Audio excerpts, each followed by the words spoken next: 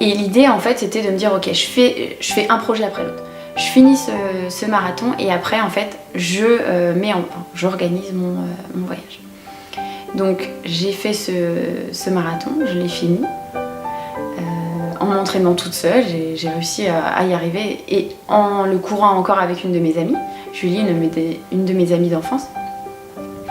Cette histoire elle est importante parce qu'en fait, quand je suis allée retirer mon dossard en avril 2014 pour aller chercher le dossard du marathon de Paris, on est allé voir l'association que ma pote Julie soutenait pour ce marathon.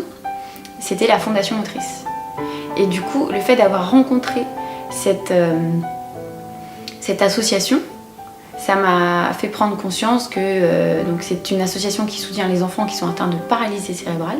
Et en fait, ça m'a fait prendre conscience que ce handicap touchait beaucoup plus d'enfants que l'on pensait. Donc c'est un enfant sur 450, alors que pour la trisomie 21, c'est un sur 1000 enfants touchés. Donc c'est 2 fois plus important que la trisomie 21, alors que la trisomie 21 est beaucoup plus médiatisée, en tout cas en France.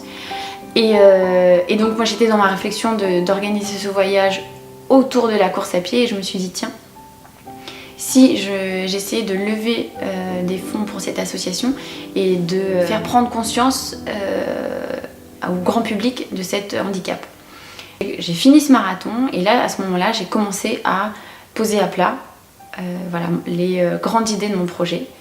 J'ai acheté une map monde et j'ai dessiné mon parcours qui a changé toutes les semaines, toutes les 2 semaines parce que je voulais faire telle et telle course, je voulais aller dans tel et tel endroit, à telle et telle période.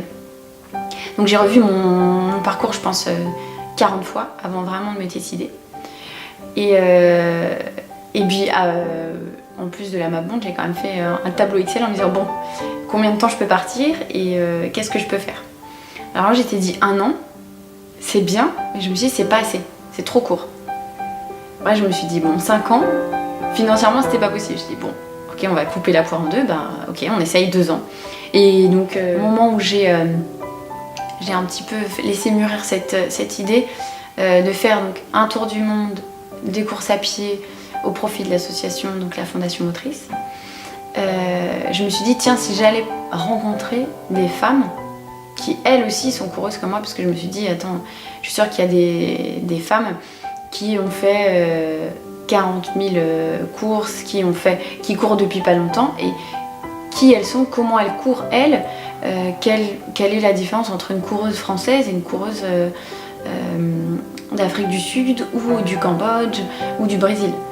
Et je me suis dit tiens, si j'allais les rencontrer et leur poser 2-3 questions pour essayer d'en faire un reportage. Alors je suis partie avec une petite caméra. Enfin l'idée c'était pas de partir avec un gros matériel parce que 2 ans à porter c'est un peu lourd. Voilà, je suis pas trop une grosse carrure mais voilà.